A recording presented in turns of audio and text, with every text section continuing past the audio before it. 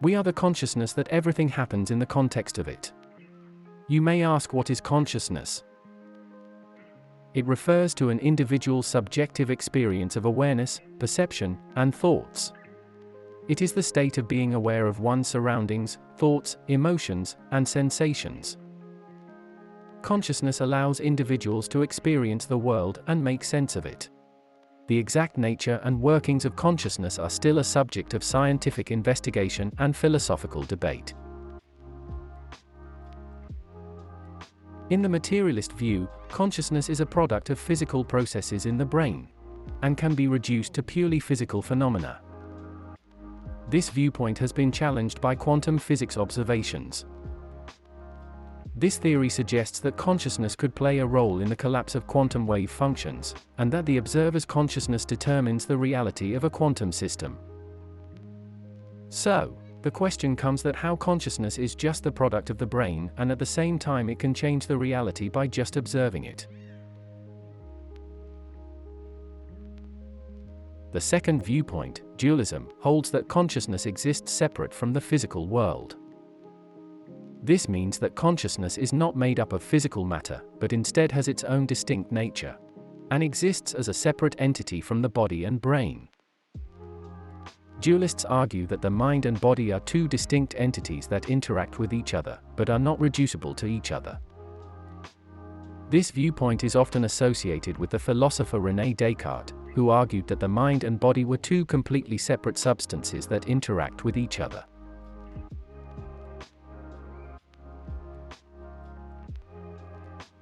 The third viewpoint, idealism, is the idea that consciousness is the fundamental reality and the physical world is derived from it. Idealists believe that the physical world is not independent and objective, but instead is a projection of our own conscious experience. This means that the physical world is dependent on conscious awareness for its existence and only exists as we experience it. The German philosopher Hegel is often associated with this viewpoint, who argued that the physical world is a product of the mind and that reality is shaped by human consciousness. This view is consistent to some extent with the Eastern philosophies that argue consciousness is a fundamental aspect of reality, beyond individual human experience. And this is seen as an eternal and unchanging aspect of reality that transcends individual experience.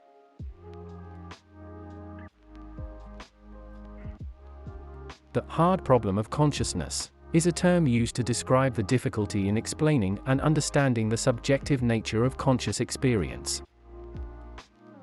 It refers to the question of how physical processes in the brain give rise to conscious awareness and subjective experience, such as the sensation of seeing colors, feeling pain, or having thoughts.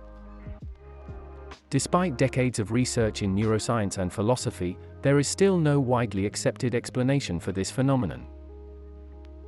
The hard problem of consciousness remains one of the biggest mysteries in the fields of science and philosophy, and its solution remains a major challenge in the study of consciousness.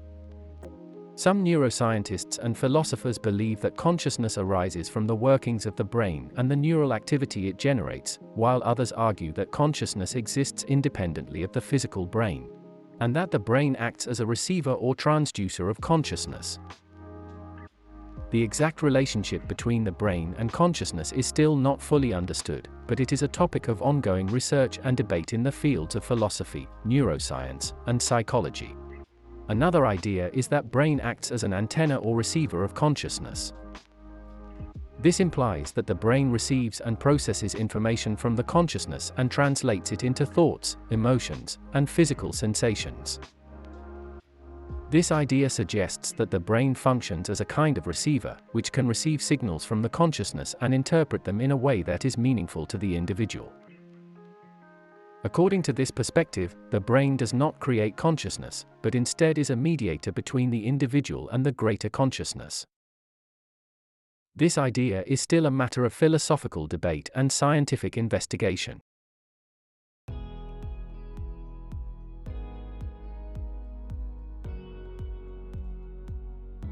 The distinction between consciousness and thoughts is an important one, as they are not the same thing.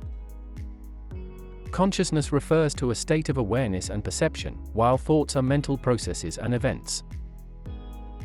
Thoughts can be observed and experienced by the conscious mind, but they are not equivalent to consciousness itself.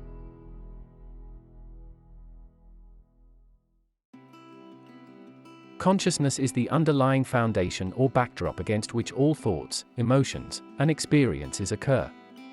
It is considered by some to be a fundamental aspect of the universe, like space and time. Understanding the relationship between consciousness and thoughts can help us better understand the nature of our mind and our experience of reality.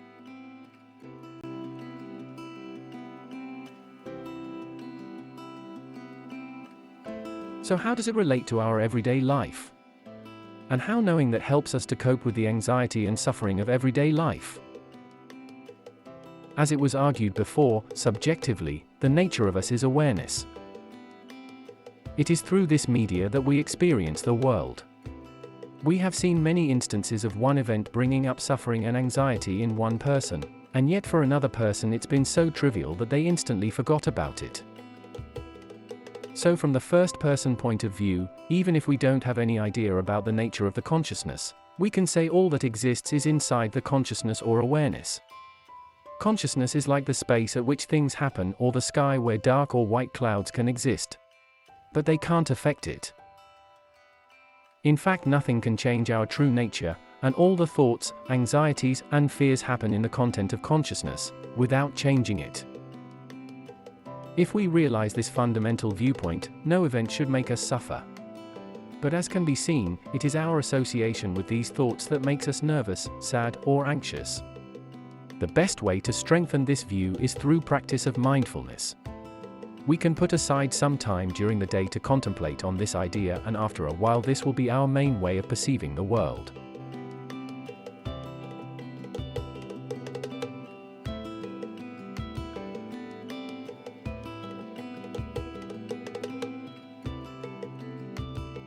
If we think deeply, we can see thoughts or ideas or events which lead to anxiety and feeling of sadness in us, are merely energy and motions that we can feel them in our body. What makes us suffer is our memories of the past that associate these feelings with anxiety and fear. You can experiment the next time you get angry.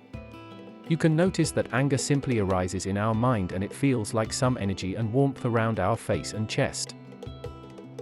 If we don't associate with the anger and why other people make us angry or anxious, and just focus on the sensation of warmth in the face or chest, anger subsides and will be forgotten very fast.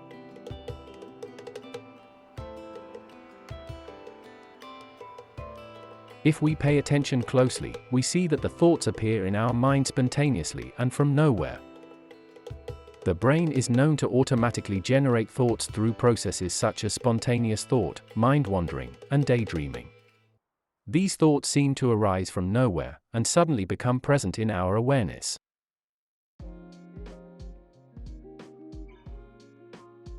Many of these thoughts simply are rooted in our childhood and memories of early years of life. This is because the brain is constantly processing information, making connections between different pieces of information, and generating new thoughts as a result. These thoughts may be related to our current environment, our past experiences, our goals, or other aspects of our life, but they are not necessarily controlled by our conscious awareness. Instead, they are generated spontaneously by the brain's information processing system, and can suddenly enter our awareness without us actively seeking them out. And if we don't give them our attention, they fade away as fast, and after a few moments even if you try to remember the offending thought you couldn't remember.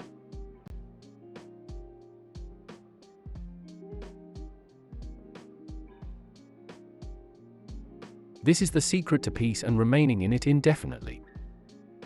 When you know that what you really are is consciousness and nothing can affect it, even time can't change it, you will always remain blissful and satisfied. This doesn't mean negative thoughts or emotions never arise again. It means that you see them as passing dark clouds in the sky of consciousness, and just by curiously examining the bodily sensation of them without attachment, they fade away. What do you think about the consciousness, and which theory of consciousness seem more plausible to you? Feel free to comment below. Don't forget to press the like button and subscribe if you want to see more contents like this about fundamental nature of our life. We will discuss in more details the theories of the mind and its implications for our life and well-being.